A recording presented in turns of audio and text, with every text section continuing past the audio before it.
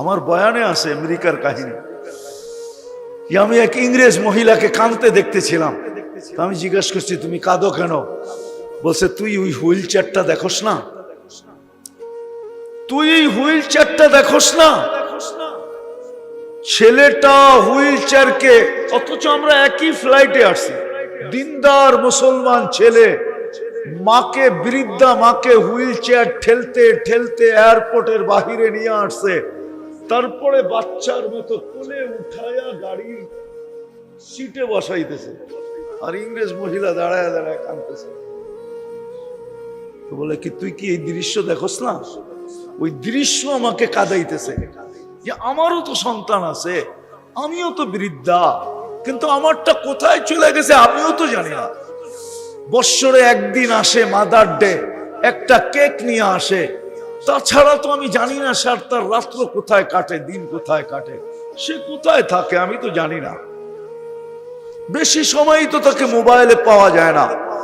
কিন্তু এটাকে দেখ, বাচ্চার মতো মাকে কোলে করে গাড়ির সিটে বসাইতেছে। দিনদার, দিনদারের সন্তান কোনদিন, দিনদার সন্তান জান দিবে, কিন্তু মা বাবাকে কোনদিন বৃদ্ধাশ্রমে দিবে না। বলে বৃদ্ধাশ্রমে যদি দেই, তাইলে ডেলি রাত্রে আমি আমার জান্নাতের স্বাদ নিব কি করে? দিনদার সন্তান তো মা বাবার পায়ে চুমা দিবে, আর মা বাবা কাইপা উঠা বসবে, পায়ে চুমা। তো দিনদার সন্তান তো বলবে, পায়ে চুমা দেই না, জান্নাতের স্বাদ নিতেছি, স্বাদ তোমাদের পায়ের নিচেই তো আমার জান্নাত। হ্যাঁ হ্যাঁ, এটাই সত্য। দুনিয়ার সুখ আল্লাহ ছাড়া হবে না, ওটাও আল্লাহ ছাড়া হবে না। কিন্তু প্রশ্ন হইল, আল্লাহকে পাবো কি করে? এটাই শেষ করতেছি। আল্লাহকে পাওয়ার জন্য আল্লাহ সহজ পদ্ধতি দিছিলেন, মুহাম্মাদুর রাসূলুল্লাহ। আল্লাহর রাসূলের আদর্শে আদর্শবান হইলি আল্লাহ পাওয়ার গ্যারান্টি ছিল। তাইলে যুবকদেরকে প্রতি 14 তারিখে, প্রতি বছর 14 তারিখে ওদেরকে শেক খাইতে হতো না। ওরা প্রত্যেক 14 তারিখে শেক খায়। জিগান অগ সবগুলার চেহারা বলে শেক খাওয়া। ওরা বয়ে মিছিল করতে পারতেছে না, নাইলে ওরা তো ডেলি মিছিল করতো সোনার গায়ে। এক এক বাড়ির সামনে যে মিছিল করতো আর বলতো, শেখ খেয়েছে আমার ভাই, অমুকের রক্ষা নাই, বাইরো বাড়ির থেকে ফুলও নিলি, হোটেলেও খাইলি, পার্সেলও নিলি, অঙ্গীকারও দিলি, তারপরে বাড়িতে আইসা জুতা পাঠায়া দিলি, তোর রক্ষা নাই, রাস্তায় বাইরো। ঠিক না? ওই যে দেখেন হাসে ওরা। হ্যাঁ হ্যাঁ, সত্য, কসম খোদার। মুহাম্মদুর রাসূলুল্লাহর আদর্শ হলো আল্লাহ পাওয়ার জন্য, জান্নাত পাওয়ার জন্য। আজকে আমরা মুহাম্মদুর রাসূলুল্লাহ সাল্লাল্লাহু আলাইহি ওয়াসাল্লামই ভুলে গেছি। আর এই মাদ্রাসাগুলা কেন জানেন? মাদ্রাসাগুলা দোকান, ফ্যাক্টরি, মুহাম্মদুর রাসূলুল্লাহর আদর্শকে কিয়ামতের সকাল পর্যন্ত ধরে রাখার জন্য, জীবিত রাখার জন্য। জানি না কখন কোন কাস্টমার চলে আসবে। দোকানে, ফ্যাক্টরিতে যদি না পাইলো, তাইলে কিন্তু সে সফলতা অর্জন করতে পারবে না।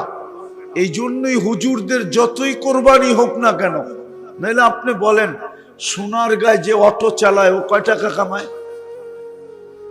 কত? হ্যাঁ, ডেলি কত কামায়? ডেলি 1000, ঠিক না? মাসে কত?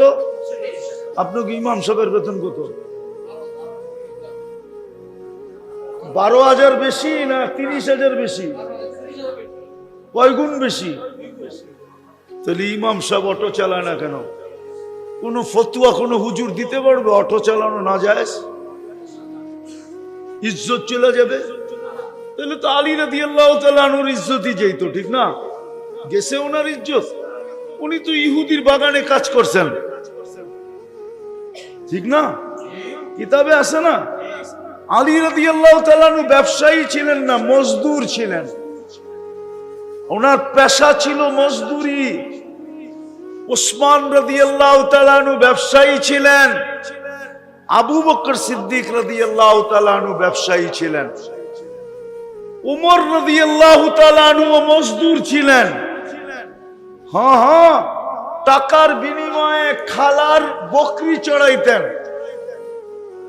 মদিনা মুনাব্বারায় এসে একদিন কাজ করতেন, একদিন করতেন না। মাসে 30 দিন করতেন, মাসে 15 দিন করতেন, 15 দিন করতেন না। বুখারী শরীফে লেখা আছে। ওনারা মজদুর পেশার লোক ছিলেন। অটো চালানো তো মজদুরি, ঠিক না? হ্যাঁ, পার্সোনাল মজদুরি হুজুররা করে না কেন? আপনাকে ওই মাদ্রাসার হুজুরকে বেতন কত বলেন সভাপতি সাহেব? আচ্ছা 12,000, আচ্ছা 15,000, ঠিক না? তাইলেও তো অটোওয়ালার অর্ধেক, ঠিক না? কেন লেগা আছে? ওরা জানে এই দোকানগুলা যদি না থাকলো, এই ফ্যাক্টরি গুলা যদি না থাকলো, তাহলে আল্লাহর রসুলের আদর্শ থাকবে না, মিটা যাবে। আর আল্লাহর রসুলের আদর্শ যদি না থাকলো, তাইলে আল্লাহ যে মুহাম্মদুর রাসূলুল্লাহকে আল্লাহ পাওয়ার জন্য সবচেয়ে বড় আদর্শ বানায়া পাঠাইলেন। কুরআন বলে ইন তুতিউহু তাহতাদু, কুরআন বলে ফাত্তাবিউনি ইউহিব্বুকুমুল্লাহ, কুরআন বলে মান আতাআর রাসূল ফাকাদ আতা আল্লাহ। আর কটা দেখামো? বাত তো একটা টিপলেই হয়। আমি তো 3টা কোরআনের থেকে দেখাইলাম। আল্লাহ বলে হেদায়েত পাইতে চাও, বন্ধুর আদর্শ। আমার ভালোবাসা পাইতে চাও, বন্ধুর ভালোবাসা। কোরআনে আরেকটা দিব, ওয়াস্তাগফিরুল্লাহ ওয়াস্তাগফারা লাহুর রাসূল লাওয়াজাদুল্লাহ তাওয়াবার রহিমা। আল্লাহ বলে কেউ যদি আমার কাছে মাপ চায়, তো আমি ওর দিকে তাকাবো না, ওর গুনার দিকে তাকাবো না। আমি দেখবো ও বন্ধুর রঙে কতটুক রঙিন। বন্ধুর রঙে রঙিন হইতে দেরি, আমি মাফ করে দিতে দেরি করবো। কোরআন বলে, আমি তো কোরআন দিতেছি। কি হাফেজ আছে এখানে কেউ? কে আপনি হাফেজ? ওয়াস্তাগফিরুল্লাহ ওয়াস্তাগফারা লাহুর রাসূল লাওয়াজাদুল্লাহ তাওয়াবার রহিমা। কোরআন তো ভুল তো পড়ি নাই। আল্লাহ তো গ্যারান্টি দিতেছে যে গুনাহ করে যদি আমার কাছে মাপ চায়, তা আমি তো ওর গুনার দিকে দেখবো না। কি গুনাহ করলো, কত করলো, কে করলো, আমি তো দেখবো বন্ধুর সাথে মিল কতটুকু। ওয়াস্তাগফারা লাহুর রাসূল। আফসোস তো এটাই লাগে, জাতির জন্য আফসোস এটাই লাগে। জাতি বুঝলো না এই মাদ্রাসাগুলা কেন। ওলামারা মসজিদে এত কম বেতন নিয়ে পড়া থাকে কেন? এই মক্তব মাদ্রাসাগুলা কেন? ওলামা বুঝলো না, মানুষ, আমার জাতি বুঝলো না। জাতির দোষ দিতেছি না, আমারই কপালের দোষ দিতেছি। আমি বুঝাইতে পারলাম না যে মুহাম্মদুর রাসূলুল্লাহ সাল্লাল্লাহু আলাইহি ওয়াসাল্লাম হইলেন আল্লাহ পাওয়ার জন্য সবচেয়ে বড় চাবি কাঠি, আদর্শ। এই আদর্শ কিয়ামতের দিন ধরে রাখার জন্য। এই জন্য আসেন মেরে দোস্ত, দুনিয়া কয়দিন থাকবেন এখানে? রাগ হয়ে যায় না? রাগ হয়ে যাবেন?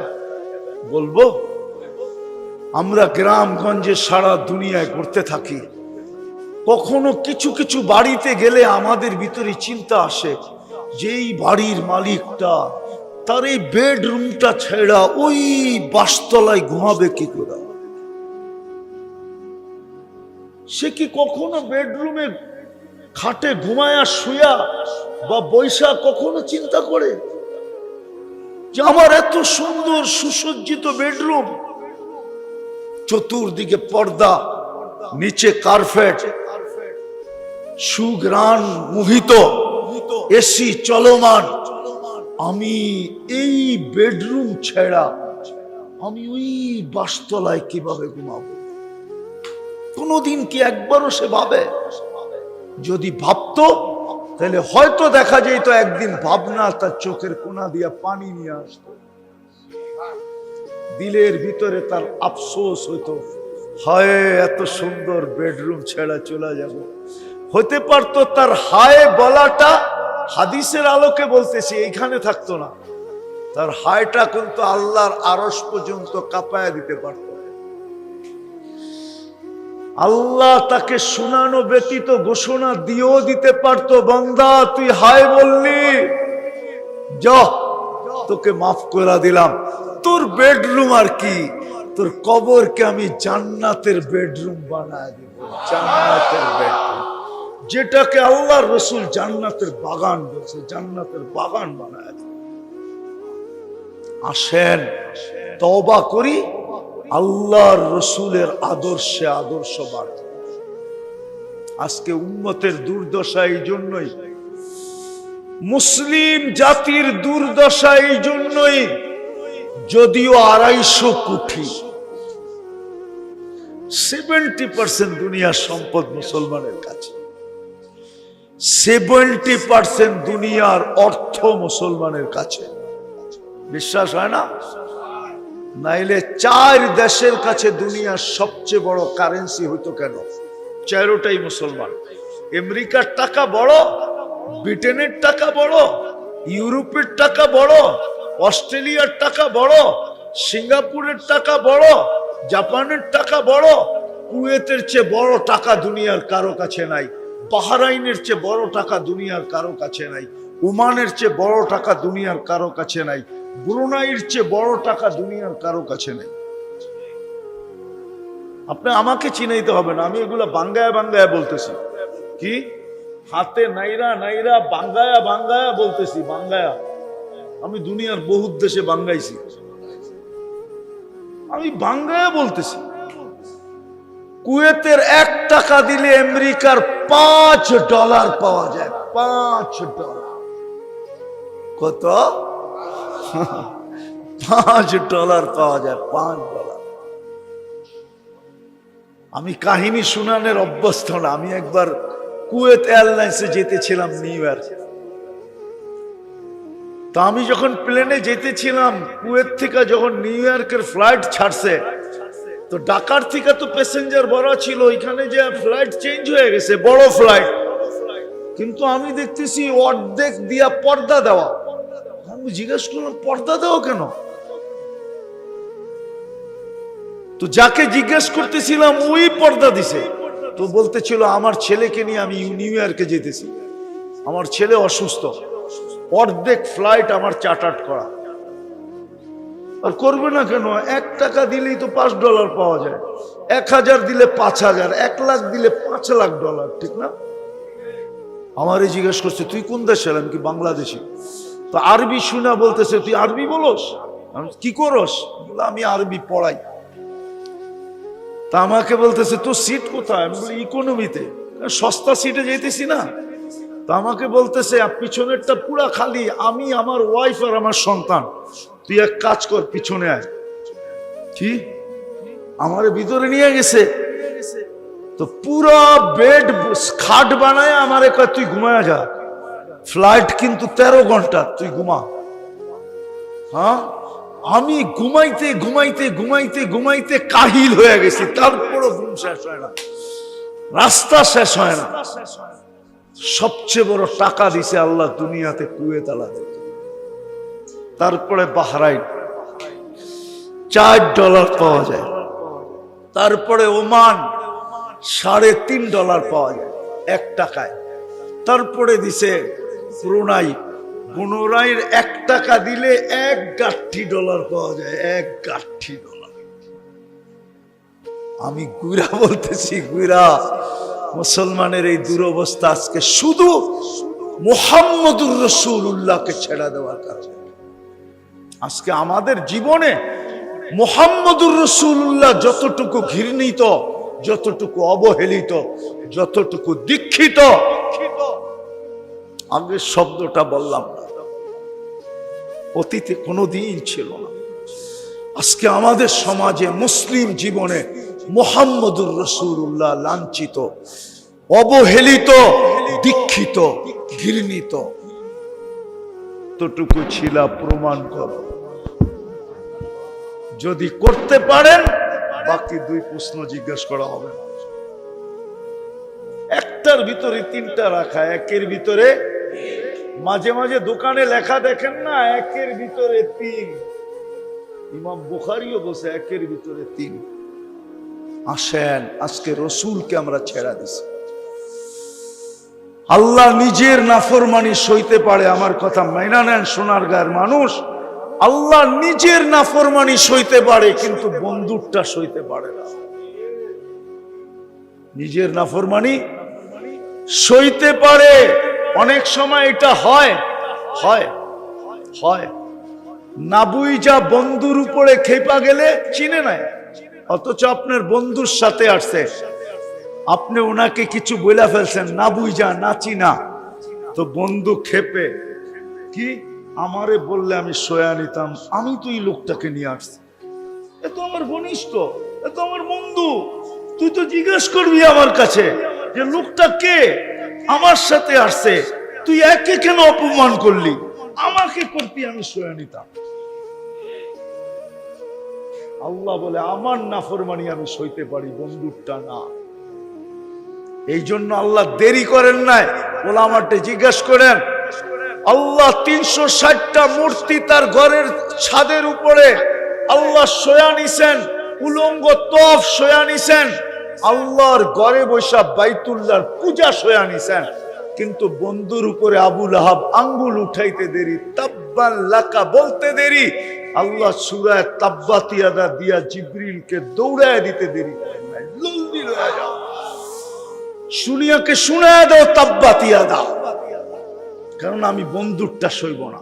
আজকে মুসলমানের দুরবস্থা এই জন্য। মুসলমান এখন তেল মারা জাতি হয়ে গেছে, শুধু সবার পায়ে তেল মারে, পাও চাটা জাতি হয়ে গেছে, পাও চাটা।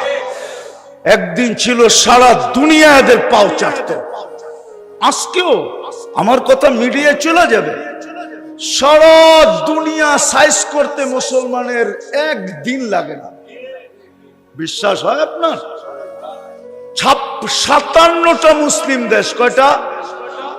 57টা মুসলিম দেশ যদি দুনিয়াকে বলে যে আমরা জোট হয়ে গেলাম, এক হয়ে গেলাম, আমরা আপোষে আমাদেরটা ভাগ করে খাবো, এক রুটি 57 ভাগ করে খাবো, তোরা ঠিক হবি তো তোদের সাথে আসি, ঠিক না তো তোদের সাথে নাই। আজকে বলো, কালকে সারা দুনিয়া দেখেন কেমনে সাইজ হয়। দুনিয়ার ব্র্যান্ডের জিনিস মুসলমানের চেয়ে কিছু কেউ বেশি ব্যবহার করে না। আপনি আমাকে বুঝাইতে পারবেন না। আমি দুনিয়া ঘুরি তো, আমি মিডিয়ায় তেমন একটা বিশ্বাসী না, আমি দুনিয়ায় চোখে দেখাই বিশ্বাসী। দুনিয়ায় সবচেয়ে বেশি ব্র্যান্ড ব্যবহার করে মুসলমান। আমি আপনাদের এই শিক্ষিত যুবকদেরকে বলতেছি, ওরা বাড়িতে যে সার্চ করো, দুনিয়ায় সবচেয়ে বেশি ইন্টারনেট কারা ব্যবহার করে, গুগল ওকে অ্যান্সার দিবে মুসলমান। দুনিয়ার সবচেয়ে বেশি দামি রাডু গড়িকে ব্যবহার করে মুসলমান। দুনিয়ার সবচেয়ে দামি গেঞ্জিকে ব্যবহার করে মুসলমান। একটা তথ্য দিব আপনাদেরকে, $300 উপরে যদি আপনি বিল গেটসের কোন শার্ট প্যান্ট আমাকে দেখাইতে পারেন, আপনি যত বড় মজলিসে আপনার জুতা আর আমার গালে মারবেন, আমি কিচ্ছু বলবো না। উনি তো নেতা মানুষ, ওনারে বললাম যান, আজকে যে দেখেন $300 উপরে যদি একটা শার্ট প্যান্ট দেখাইতে পারেন, $300 তো ওর জন্য 300 টাকা, ঠিক না? কিন্তু আমি নারায়ণগঞ্জে দেখায় দিব, বাংলাদেশে আমাদের অনেক আমলা দেখায় দিব, আমি চিনি যারা সিঙ্গাপুরে একটা গেঞ্জি কিনছে, হাফ হাতার গেঞ্জি, আমি দেখছি সিঙ্গাপুরি $1200 দিয়ে। কত কত কত আমি নিজে চিনি, একটা কোট কিনছে, কোট লন্ডন থেকে, হ্যাঁ ১,৫০০ পাউন্ড দিয়া, ১,৫০০ পাউন্ড, ১ পাউন্ডে ১৬৮ টাকা। দেখেন কয় টাকা হয় শুধু একটা কোট। আর বিল গেটসের যদি একটা শার্ট প্যান্ট আমাকে $৩০০ উপরে দেখাইতে পারে।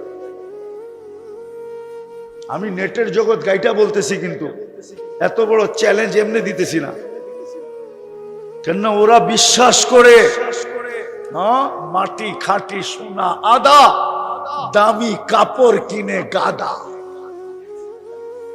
এই প্রবাদ বাক্য ওরা বিশ্বাস করে। ওরা দামি কাপড় কিনে না, মাটি খাঁটি, আরে পরেরটা কর না, সোনা আদা, মাটি খাঁটি সোনা। এইবার পেপারে আসছে রোজার ঈদে শুধু একটা ব্র্যান্ডের পাঞ্জাবি ৬০,০০০ টাকা। আসে নাই পেপারে? আসে নাই? উঠে নাই আপনাদের অ্যাসেম্বলিতে এটার উপরে কথা? কি কি উঠে নাই? অ্যাসেম্বলি চিনেন? হ্যাঁ, কি সংসদে ওঠে না এটার উপরে কথা? একটা পাঞ্জাবি কত টাকা? ৬০,০০০ টাকায় কয় ডলার? $৬০০ একটা পাঞ্জাবি। বলেন হায় মুসলমান, দুনিয়ার সবচেয়ে ব্র্যান্ড ব্যবহার করো, তারপরও যায় ওদের পাও চাটো। এই দুরবস্থা শুধু মুহাম্মদুর রাসূলুল্লাহ ছেড়া দেওয়ার কারণে।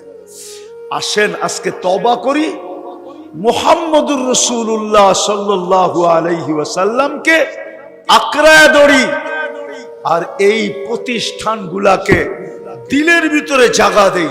কারণ এই প্রতিষ্ঠানগুলা না থাকলে মুহাম্মদুর রাসূলুল্লাহর আদর্শ থাকবে না।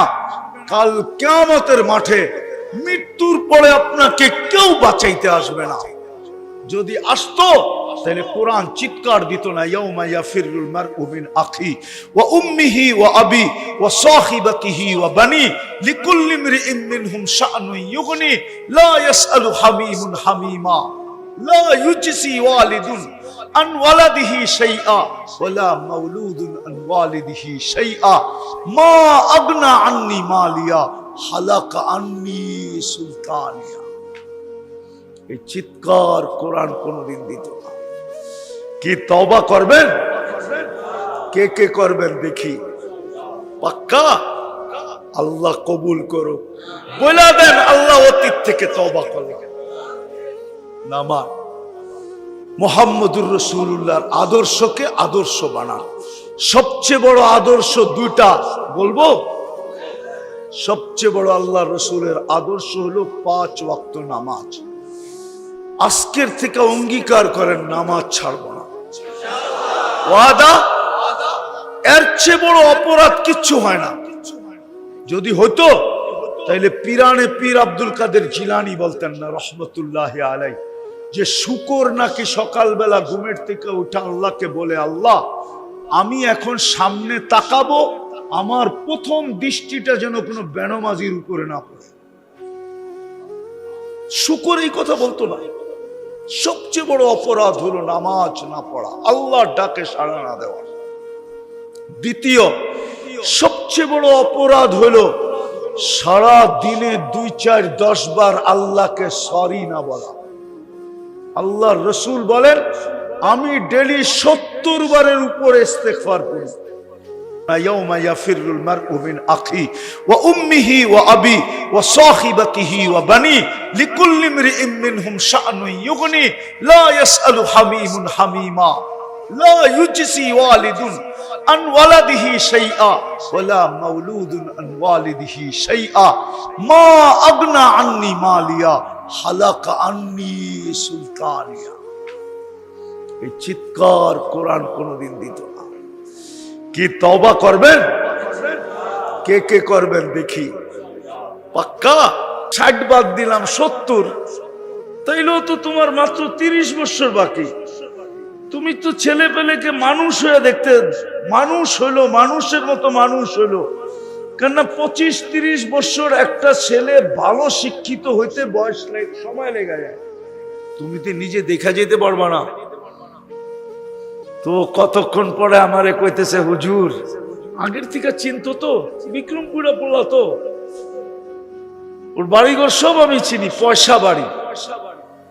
ওই পয়সা আমারে বলতেছে, হুজুর আপনার মতো ক্যালকুলেটর দিয়ে আমারে কেউ বুঝায় না আজ পর্যন্ত। আমি এই মেশিন হাতের থেকে রাখলাম, কালকেই আমি দেশে চলে যাব। আমি কামের গুলি মারি আর টাকার গুলি মারি। আপনার মতো তো ক্যালকুলেটর দিয়ে আমারে কেউ বুঝায় না আজ পর্যন্ত। বাড়িওয়ালারও বুঝায় নাই। বাড়িওয়ালারও বলছে আরো কয়েকদিন থাইকায়, একবারে যখন আয়া পড়বি তো আরো কিছু দিন কি থাইকায়। কিন্তু আপনি যেইভাবে হিসাব দিয়ে আমাকে বুঝাইলেন, তাতে তো দেখতেছি আমার সবই শেষ, সবই। হ্যাঁ, ওই যে মনে আছে না, হ্যাঁ ছোটবেলা পড়ছিলেন নাকি স্কুলে, বাবু সাঁতার জানেন? হ্যাঁ, ওই যে নৌকার মাঝি আর বাবুর কথা, সাঁতার জানেন? জানি না। তখন বলছিল আপনার তো 16 আনাই মিশা। হ্যাঁ, পড়ছেন না ছোটবেলা? ওরে তারপরের দিন থেকে ও আর কামে যায় না। হুজুর আমাকে এরকম ক্যালকুলেটর দিয়ে কেউ বুঝায় না। আমি যেটা আপনাদেরকে বুঝাইতে চাইতেছি, যে একটা প্রশ্ন আমাদের মাথায় আসা স্বাভাবিক, যে আমি সৃষ্টির সেরা, কিন্তু আমি নিশ্চয় কেন অস্তিত্ব নিলাম? কারণ কি জানেন? আল্লাহ আমাদেরকে ছোট একটা মেসেজ দিছে। এই জন্যই আমাদেরকে আল্লাহ নিশ্চয় অস্তিত্ব দিছেন সৃষ্টির সেরা হওয়া সত্ত্বেও, শুধু একটা মেসেজ বুঝানোর জন্য। আর এই মেসেজটা মানুষেরই বুঝতে হবে, কোনো সৃষ্টির বুঝার প্রয়োজন নাই। কেন? কোন সৃষ্টির জন্য আল্লাহ সফলতা রাখেন নাই, অসফলতা রাখেন নাই। কোন সৃষ্টির জন্য জান্নাতও রাখেন নাই, জাহান্নামও রাখেন নাই। এমনকি জিবরিল আলাইহিস সালাম পর্যন্ত জান্নাতে যাবে না। উনি জীবনে একবার জান্নাত দেখছে, আর কোনোদিন দেখার সুযোগ ওনার হবে না। উনি জীবনে একবার দেখছেন। আল্লাহ বানানোর পরে ওনাকে দেখাইছিলেন যে দেখা আসো তো জান্নাতটা কিরকম বানাইলাম। তো ওনার উক্তি ছিল, এটার নাম যে শুনবে ও ঢুকা ব্যতীত থাকবে না। ও ঢুকা ব্যতীত থাকবে না, ও ঢুকবেই ঢুকবে। তো উনি জীবনে একবার দেখছেন, তারপরে জান্নাতকে আল্লাহ ঢাইকা দিয়েছেন। হাদিসের শব্দ আছে বিল মাকারি, ঠিক না? মাকারি দিয়া ঢাইকা দিছেন। তারপরে দেখা বলছেন মনে হয় না একজনও ঢুকতে পারবে। এই দেওয়াল টাঙ্গায়া, এই দেওয়াল টপকায়া মনে হয় একজনও ঢুকতে পারবে কিনা আমি জানি না। তো উনি জীবনে একবারই দেখছেন। জান্নাত ওনাদের জন্য না, কোন সৃষ্টির জন্য আল্লাহ জান্নাত বানায় না, আমাদের জন্য বানাইছে। বিদায় আল্লাহ আমাদেরকে একটা মেসেজ দেওয়ার জন্য যেই প্রশ্নটা আপনাদের সামনে আমি দাঁড় করাইলাম, নিশ্চয় অস্তিত্ব দিয়েছেন একটা মেসেজ বুঝানোর জন্য, একটা কথা বুঝানোর জন্য, যে মানুষ তুমি সৃষ্টির সেরা হইতে পারো। যতদিন তুমি দুনিয়ায় থাকবে, যদি তুমি সুখে থাকতে চাও, তো আমি আল্লাহ পাওয়া ব্যতীত তোমার সুখের কোনো রাস্তা নাই। বাড়ি সোনা দিয়া হোক, তাতে কি আসে যায়? তুমি 3 বেলা সোনা বক্ষণ করো, তাতে কি আসে যায়? তুমি দুনিয়ার টপ লেভেলে থাকো, তাতে কি আসে যায়? কিন্তু তোমার দুনিয়ার জীবনে সুখও হবে না, এনজয়ও হবে না, মজাও হবে না। তোমার জীবন হবে না যদি তুমি আমাকে না পাও। কাকে? আল্লাহকে না পাইলে দুনিয়ার জীবন হবে না। কসম খোদা। আপনি যান আমার লোকে ঘুরা দেখেন, ঘুরা দেখেন। অস্ট্রেলিয়ার নাম শুনলে তো আপনাদের চক্ষু কপালে ওঠে, ঠিক না? অস্ট্রেলিয়া কত মানুষ যাওয়ার জন্য পাগল, ঠিক না? ওইখানে 4 জনে একজন মানসিক রোগী। আমি একবার না একাধিকবার যায় বলতেছি, একবার না একাধিকবার আমি ওইখানে জিজ্ঞেস করছি। 4 জনে একজন কি? 4 জনে বলেন তো উন্নত দেশে মানসিক, আমাদের দেশে মানসিক রোগীর হাসপাতাল কয়টা? সরকারি ভাবে কয়টা? কোথায়? হ্যাঁ, আপনি উন্নত আমেরিকার নিউ ইয়র্কে যায় আপনি হাতের করে গয়না শেষ করতে পারবেন না সরকারি ভাবে মানসিক হাসপাতাল কয়টা। হ্যাঁ, আমি টানা 10 বছর দূরে যেতেছি। উন্নত দুনিয়ায় মানসিক রোগী সবচেয়ে বেশি। কেন? ওরা তো উন্নত। মুসলিম দুনিয়ায় সবচেয়ে বেশি মানসিক রোগী কম। মুসলিম দুনিয়ায় এটারও একটা দুনিয়ার ভিতরে বিজ্ঞানীরা এটাও দেখছে যে মুসলিম দুনিয়ায় মানসিক রোগী কম কেন। এটার রেজাল্ট শুনবেন? কেন? কিন্তু আপনি তো মানতে চাবেন না, মানবেন? মুসলমান দুনিয়ায় মানসিক রোগী এই জন্য কম যে মুসলমানরা উঁচুতে গর্দান মাসে করে, এই জন্য এখানে মানসিক রোগী কম। আমাদের উঁচুতে কি আছে? আছে না? না নাই? যারা জুমা পড়ে ওরা সপ্তাহে একবার হলেও করে, ঠিক না? আর যারা 5 ওয়াক্ত পড়ে ডেলি কয়বার? এই জন্য মুসলমানদের ভিতরে মানসিক রোগী কম।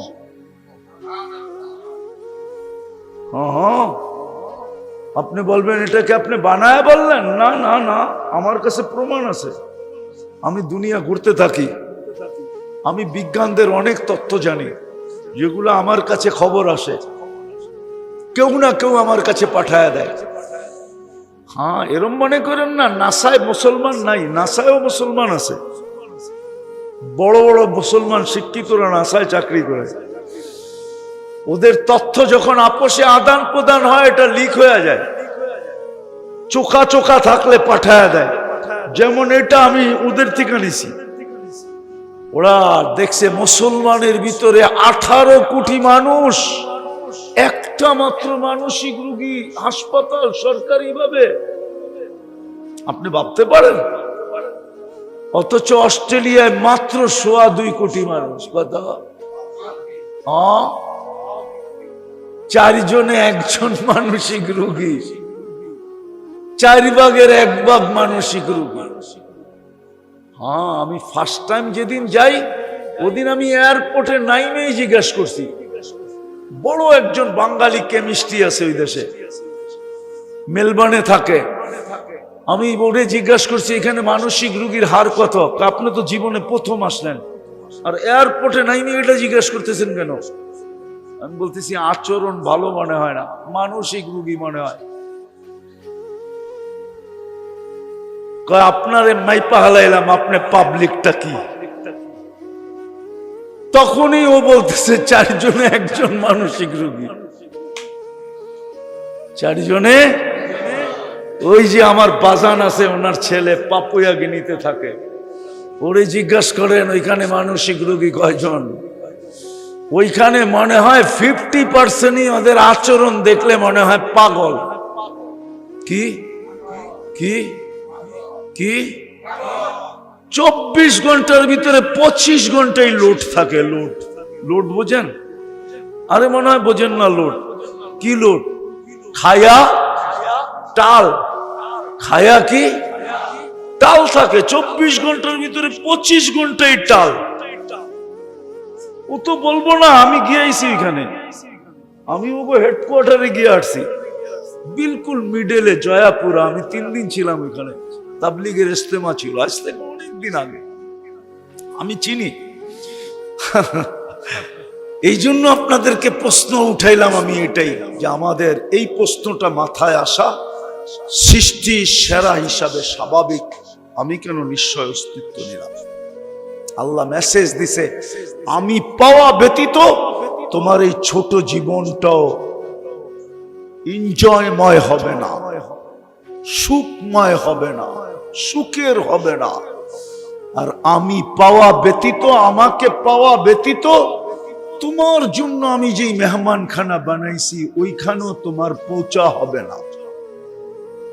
এই মেসেজটা দেওয়ার জন্য আল্লাহ আমাদেরকে নিশ্চয় অস্তিত্ব দিয়েছেন। কিন্তু যদি আপনি প্রশ্ন করেন আমি আল্লাহ পাবো কি করে, ওলামাই যদি প্রশ্ন করে, লা তারাহুল উয়ুন, আল্লাহকে তো চোখে দেখা যায় না, ওয়ালা তুখালিতুহু যুনুন, আল্লাহকে তো ধ্যান ধারণায় আনা যায় না, ওয়ালা ইয়াসিফুহুল ওয়াসিফুন, আল্লাহকে তো বর্ণনা দিয়ে শেষ করা যায় না। আল্লাহ তো শুধু আল্লাহ না, আল্লাহ তো রহমান, আল্লাহ তো রহিম, আল্লাহ তো মালিক, আল্লাহ তো কুদ্দুস, আল্লাহ তো সালাম, আল্লাহ তো মুমিন, আল্লাহ তো মুহাইমিন, আল্লাহ তো আসিস, আল্লাহ তো জব্বার, আল্লাহ তো মুতাকাব্বিরুল খালিকুল বারিউল মুসাব্বিরুল গফফারুল কহ্হারুল ওয়াহাবুর রাসাকুল ফাত্তাহুল আলিমুল কাবিদুল বাসিতুল খাফিজুর রাফিউল মুইসুল মুদিল্লুস সামিউল বাসিরুল হাকামুল আদলুল লতীফুল খবীরুল হালিমুল আযীমুল গফুরুশ শাকুরুল আলিয়ুল কবীরুল হাফিজুল মুকিতুল হাসিবুল জলিলুল করিমুল রকিবুল মুজিবুল ওয়াসি আল হাকিমুল ওয়াদুদুল মজিদুল বাঈতুশ শহীদুল হকুল ওয়াকিলুল কবিয়্যুল متين ولي الحميد الموصي المبدي المعيد المحيي المميت الحي القيوم الواجد الماجد الواحد الأحد الصمد القادر المقتدر المقدم المؤخر الأول والآخر الظاهر والباطن الوالي المتوالي البر التواب المنتقم العفو الرؤوف مالك الملك ذا الجلال والإكرام المقسط والجامع والغني والمغني المانع الضار النافع النور الهادي البديع والباقي الوارث والرشيد الصبور جل جلاله আল্লাহ তো 99 পদের মালিক। কি করে আল্লাহকে পাবো, কি করে রাজি করব, এটা পসিবল কি করে? তুমি কোথায়, আমি কোথায়? তুমি কোথায়, আমি কোথায়? কি করে পসিবল, কি করে সম্ভব? বুঝলাম, প্রশ্ন মাইনা নিলেন আপনারা যে আল্লাহ পাইলেই আমার দুনিয়া সুখের হবে। কসম খোদা, লম্বা করার সময় আমার কাছে নাই, স্বাস্থ্যগত কারণে লম্বা করতে পারতেছি না, নাহলে আপনাদেরকে একটা একটা চোখে আঙ্গুল দিয়ে দেখানো যেত। কন্টিনিউ করতে থাকেন, তারপরে দেখবেন আল্লাহ কি দেখায়। তৃতীয় তৃতীয় তৃতীয় তৃতীয় আরেকটা সুযোগ আমাদের সামনে আসতেছে। কালকে দিন গিয়া রাত্রেই, এক একটা রাত্র এক একটা লাইলাতুল কদরের সমান। আমার মনে হয় আল্লাহ আমাদের জন্যই দিছিলেন, সাধারণ শ্রম পেশার মানুষের জন্য দিছিলেন। যে রমজানে তো লাইলাতুল কদর একটা রাত্র ছিল, আর সামনে ঈদ ছিল, রোজার মাস ছিল, ব্যস্ততার কারণে, শ্রমের কারণে, চাকরি বাকরির কারণে এরা ধরতে পারে নাই। বিদায় এরা কি আমার কাছে খালি হাত আসবে? তো আল্লাহ মেহেরবানি করে জিলহজের 10 রাত্রকে 10 লাইলাতুল কদর বানাইছে। 10 দিন 10 বৎসরের সমান, এক এক রোজা এক এক বৎসরের সমান, এক এক রোজা এক এক বৎসরের সমান। লাগাবেন কাজে কালকার থিকা? হ্যাঁ, একটা রাত হলো ধরে নেন, একটা রাত হলো, সারা রাত্র জাগেন, আল্লাহর কাছে চোখের পানি ঝরান। নামাজ পড়তে হবে না, ইস্তেগফার করেন, আল্লাহর কাছে মাপ চান, চোখের পানি ঝরান যে আল্লাহ প্রস্তুতি তো নেই নাই, কিন্তু আমি তো যাত্রী, যে কোনো মুহূর্তে আমার পরিসমাপ্তি করতে পারে। কিন্তু তোমার সামনে দাঁড়াবো তো দাঁড়াবো কি করে? কেননা 24 ঘন্টা তোমারটাই ভোগ করছিলাম। কোরআন তো বলে লাতুসআলুন্না আনিন নাঈম। তুমি যদি হিসাব নিতে যাও তাহলে আমি আপনাদেরকে দেখাইতেছি, একটার হিসাব কোটি বৎসরে মিলাইয়া দিতে পারবেন না। 50,000 বৎসর না, কোটি বৎসরে না। কোনো আলেম পারবে না, কোনো মুফতি মুহাদ্দিস পারবে। দেখামো? আরে দেখামো। বলেন এই চোখ দিয়া এই পর্যন্ত কতবার দেখছেন আর কি কি দেখছেন? 2 চোখে তো 26 কোটি ক্যামেরা, তাকাইলেই তো 26 কোটি ক্যামেরা ফ্ল্যাশ হয়ে ওঠে, জ্বলা ওঠে। এই যে আমি দেখতেছি পুরা মজমা আমার চোখের সামনে বাইসা উঠতেছে, সবার চেহারা আমি আলাদা আলাদা দেখতেছি, কিন্তু গয়না বলতে পারবো কয়জনেরটা দেখছি? এরকম প্রতিদিনই তো সবাই যাই, প্রোগ্রামে যাই, প্রতিদিনই তো দেখি। এইখানে হয়তো 200, 300, 500, 5,000, 10,000, 50,000ও তো দেখি। সবই তো এই চোখে দেখা যায়। এই চোখে তো একবারে 13 কোটি দেখার ক্ষমতা আছে। 13 কোটি না, 26 কোটি। 13, 13, 26।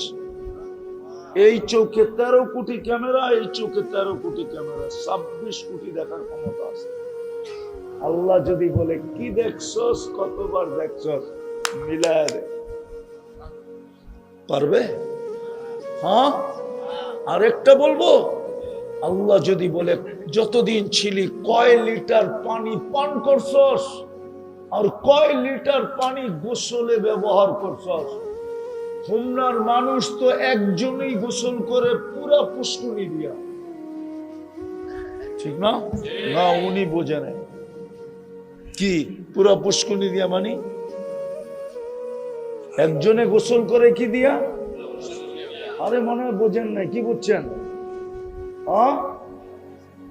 না না মেয়া, লঙ্গি খইলা পুরা পুষ্কুনির ভিতরে নিচে ঢুকা যায় ডুব মারতেছে, তো তো পুরা পুষ্কুনি দিয়ে গোসল করতেছে, ঠিক না?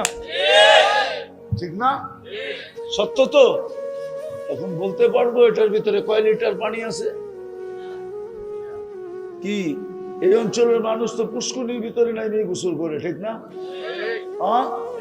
মেঘনার পারে আলারা পুরা মেঘনা দিয়ে গোসল করে, ঠিক না?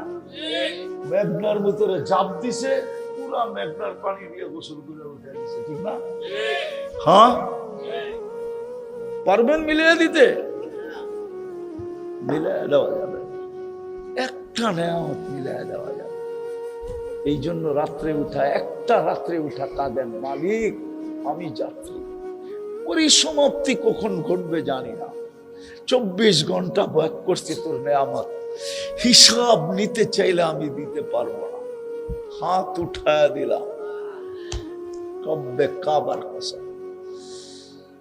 একটা হাদিস দিয়ে শেষ করতেছি। এখন আল্লাহ আমাদেরকে ডাকতেছে, আল্লাহ আমাদেরকে এখন ডাকতেছে।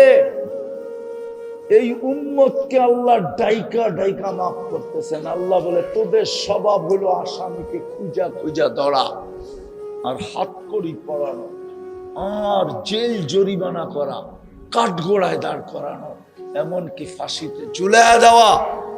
আমার রীতি হলো রাত্রে আসামিকে ডাইকা ডাইকা মাফ করা। এখন ডাকতেছেন, বুখারী শরীফে আছে, হাল মিন মুস্তাগফির ফাগফির লা, কি আসিস মাপ চাবি আমি মাফ করে দিই। যে ডাইকা ডাইকা মাফ করে ওনার কাছে হাত উঠাইলে কিরম মাফ করবেন? কালকে রাত্রের থেকে শুরু হবে, কালকে 17 তারিখ দিন গিয়া রাত্রে হবে জিলহজের প্রথম রাত্রি। ওলামারা আপনাদেরকে ইমাম সাহেবরা জানায় দিবে, মাগরিবের পরেই ঘোষণা হয়ে যাবে চাঁদ দেখলো কি দেখলো না। চাঁদ কমিটি কালকে বসবে চাঁদ দেখার জন্য। আপনাদের ইমামরা জানবে, ওনাদের কাছ থেকে জেনে না, অথবা ইমামদের পায়ে হাত দিয়া বলবো, যদি কালকে প্রথম রাত্রি হয় তো ইমাম সাহেবরা যেন একটু লাউড স্পিকারে বলে, একটু লাউড স্পিকারে যেন বলে যে জিলহজের প্রথম রাত্র শুরু হয়ে গেল, কামার রাত্রি, এক রাত্র এক লাইলাতুল কদর। যুবক তোমাদেরকেও বলি, কোন এক রাত্রে কোনায় বসা একটু চোখের পানি ঝরা, যৌবনের মূল্য দাও, নাইলে কালকে পস্তাইতে হবে। জান্নাত দেখাবে আর বলবে এটা তোমার জন্য ছিল, কিন্তু আফসোস এক ডোক পানির বিনিময়ে নিলা না, আফসোস একটা রাত্রে একটু হাত উঠায় নিলা না, আফসোস 5 ওয়াক্ত নামাজ পড়া নিলা না, আফসোস ডেলি রাত্রে যদি ঘুমানোর সময় আমার কাছে মাপ চায় ঘুমাইতা, তাইলেও তোমার জান্নাত মিলা যেত, তুমি নিলা না। তখনই বলবে তোমার মতো হতভাগা কেউ নেই। এই জন্যই আল্লাহ রসুল আগে চোখের পানি ঝরাইছেন, মিসকিনুন ফাকুর বলা, বলছেন আমার হতভাগা উম্মত। কি করব তো ইনশাআল্লাহ, আল্লাহ আমাদেরকে আমল করার তৌফিক দান করেন। ওমা আলাইনা ইল্লাল বালাগ। আমার জন্য দোয়া করেন, আমি অসুস্থ মানুষ, আপনাদের দোয়াই বেঁচে আসি। আরো দোয়া করেন, আল্লাহ যেন আরো সুস্থতা নসিব করেন। আমিনও তো আসতে কইতেছেন, দেখা যায় মনে হয় যে আমিন করলে যাবে থেকে টাকাগুলা বাইরে আর সব আমার এনে কি জোরে কর না, কি দোয়া করবো? লাকাল হামদ কামা ইয়ানবাগি লিজালালি ওয়াজহিক ওয়া আযীমি সুলতানিক। সাল্লি ওয়া সাল্লিম ওয়া বারিক আলা হাবিবিকা মুহাম্মদ কামা আনতা তুহিব্বু ওয়া তারদা। আল্লাহ বলার পর্ব ছিল শেষ, শোনার পর্ব ছিল শেষ, ভিক্ষার পর্ব চলতেছে। আয় আল্লাহ, আয় আল্লাহ, কোন মাসের দ্বার প্রান্তে আইসা হাত উঠাইলাম। এটাও কিন্তু হারাম মাস, এটাও কিন্তু হজের মাস।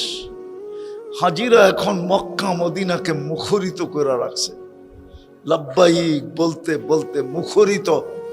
কাদেরকে নিয়ে হাত উঠাইলাম এটাও জানেন, কোন জায়গায় বসে হাত উঠাইলাম এটাও জানেন, রাত্রের কোন সময় হাত উঠাইলাম এটাও জানেন। আয় আল্লাহ, সাদা দাড়িওয়ালা অনেক দেখা যাইতেছে, সাদা দাড়িওয়ালাদেরকে নিয়ে উঠাইলাম। আলেম ওলামাদেরও চেহারা দেখা যাইতেছে, তোলাবাদেরও চেহারা দেখা যাইতেছে। আয় আল্লাহ, বেশি কিছু চাবো না, চাওয়া ছাড়াই তো সৃষ্টির সেরা মানুষ বানায় দিলেন, চাওয়া ছাড়াই তো মুসলমানের ঘরে জন্ম দিলেন, চাওয়া ছাড়াই তো উম্মতে মুহাম্মদী বানায় দিলেন। সারাদিন নাফরমানি করি আর আপনি সারাদিন আমাদেরকে সেবা দেন, সারাদিন নাফরমানি করি, সারাদিন আপনি আমাদেরকে সুরক্ষা দেন। আর কি চাবো আপনার কাছে? এতটুকু অবশ্যই চাবো, আজকের আয়োজনটা যেন কবুল হয়, আয়োজকরা যেন কবুল হয়, এই মসজিদের কমিটি আর এই এলাকার যুবকরা যেন কবুল হয়। আয় আল্লাহ, আজকে যেন প্রত্যেকটা শ্রোতা কবুল হয়, কাছের হোক আর দূরের হোক। আয় আল্লাহ, এই এলাকার মাটিটা যেন কবুল হয়, এই এলাকার মানুষগুলা যেন কবুল হয়। আয় আল্লাহ, আজকে হোমনাটাকে কবুল করেন, হোমনার মাটিটাকে কবুল করেন, এর মানুষগুলাকে কবুল করেন, এর নারী পুরুষকে কবুল করেন, এর মেয়েদেরকে কবুল করেন, যুবকদেরকে কবুল করেন। আমরা শুধু কবুলিয়াত চাই, আর কিচ্ছু চাই না। আপনার কাছে কবুল হলে আপনি সাজায়া দিবেন, এতে কোনো সন্দেহ নাই। আল্লাহ, দুনিয়ার নিয়ম তো এটাই, মেয়ে কবুল হলে ছেলে সাজায়া দেয়, ছেলে কবুল হলে মেয়ে সাজায়া দেয়। আপনার কাছে যদি আমরা কবুল হই, তো আপনিও তো সাজায়া দিবেন আমাদেরকে। কবুলিয়াত চাই, আর কিচ্ছু চাই না। যার যে পেরেশানি আছে দূর করা দেন, প্রয়োজন আছে মিটায়া দেন, অসুস্থ আছে শেফায়ে কামেলা আজেলা দায়েমা মুস্তামিররা নসিব করেন। বিশেষ করে আমরা যারা জটিল রোগে আক্রান্ত, আমাদেরকে কুদরত দিয়ে শেফা দিয়া দেন, আপনার কুদরতের ভান্ডার থেকে শেফা দেন, কুদরতের ভান্ডার থেকে শেফা দিয়া দেন। এই মাটির নিচে যারা শায়িত আছে, বিশেষ করে হোমনার মাটির নিচে, বিশেষ করে এই হরিপুরের মাটির নিচে যারা শায়িত আছে, আমাদের মা বাবা যেখানেই ঘুমন্ত থাকুক, এইখানের শ্রোতাদের আত্মীয় স্বজন যেখানেই আরাম করুক, মাটির নিচে উম্মতে মুহাম্মদী যেখানেই থাকুক, জিন হোক আর ইনসান হোক, মাফ করে দেন। কবরটা জান্নাতের বাগান বানায় দেন। ফিরদাউসুল আলার ভিতরে মাকাম নসিব করেন। আল্লাহ, জি কদার রাত্রি মনে হয় আজকেই চলে যাইতেছে, কালকে মনে হয় জিলহজের রাত্রি উঠবে, প্রথম রাত্রি উদিত হবে। আল্লাহ, আপনি যে রাত্রির কসম খাইছেন, ওয়াল ফাজরি ওয়া লায়ালিন আশ, আয় আল্লাহ 10টা রাত্রকে কাজে লাগানোর তৌফিক আমাদেরকে নসিব করে। হায় আল্লাহ, এক ঘট পানির বিনিময়ে জান্নাত তো ছিল, না জানার কারণে আমাদের হাতের থেকে চলে গেছে। এক রাত্র লাইলাতুল কদর, 83 বছর তো রমজানের শেষ 10 দিনের 5 বেজর রাত্রে ছিল, কিন্তু মালিক ঈদ ছিল সামনে। দুনিয়ার চাহিদার কারণে, পেটের টানে, আত্মীয় সন্তান সন্ততির টানে, স্ত্রী পুত্রের টানে 5 রাত্র জাগতেও পারি নাই, একটাকে ধরতেও পারি নাই। এই 10 রাত্রের ভিতরে যেন একটা রাত্র আমাদের কপালে জোটে, যেটা 83 বছরের ইবাদতের রূপ নেবে। আল্লাহ, আবারও চাইতেছি আমাদের এই যুবকদেরকে কবুল করেন। আমি ওদেরকে জান্নাতি যুবক দেখতে চাই। ওদের সাথে যেন জান্নাতের সুপার মার্কেটে দেখা হয়, ওদের সাথে যেন প্রতি শুক্রবারে আল্লাহর দাওয়াতে দেখা হয়, এদের সাথে সে জান্নাতের সমুদ্র সৈকতে দেখা হয়। আল্লাহ, এই যুবকদেরকে জান্নাতি যুবক বানায় দেন, আমাদেরকেও জান্নাতি মানুষ বানায় দেন। আয় আল্লাহ, আয় আল্লাহ, আপনি নারাজ হয়ে থাকলে আমাদের উপরে রাজি হয়ে যান।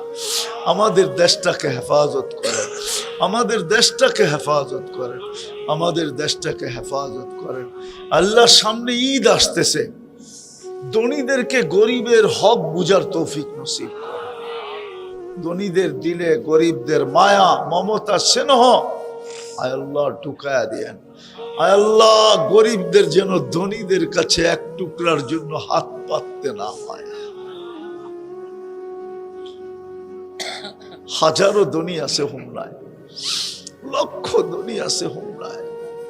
এই ধনীরা যদি গরিবদের একটু দায়িত্ব নিয়ে নেয়, তাহলে কোনো গরিবের এক টুকরার জন্য হাত পাততে হবে না। আমার বিশ্বাস, গরিব বাড়িতে বসেই 5 কেজি পেয়ে যাবে। শত না হাজারো ধনী আছে হোমনায়। হায় আল্লাহ, আমি চিনি অনেক শিল্পপতি আছে হোমনায়, এদেরকে গরিবের দুঃখ দুর্দশা বুঝার তৌফিক নসিব করেন। এদেরকে ওই ধনী বানায় দেন যেই ধনীর কথা আপনার বন্ধু বলছে, তুবাল আমির আলা বাবিল ফকির। এরা যেন গরিবদের দুয়ারে আইসা দাঁড়ায় যায়, খটখটায়, গরিবদের যেন এদের কাছে যে হাত পাততে না হয়। আল্লাহ, আপনি আমাদের দোয়াকে কবুল করেন। সাল্লাল্লাহু তাআলা আলা খায়রি খালকি মুহাম্মাদি ওয়া আলিহি ওয়া সাহবিহি আজমাইন বিরহমাতিকা ইয়া আরহামার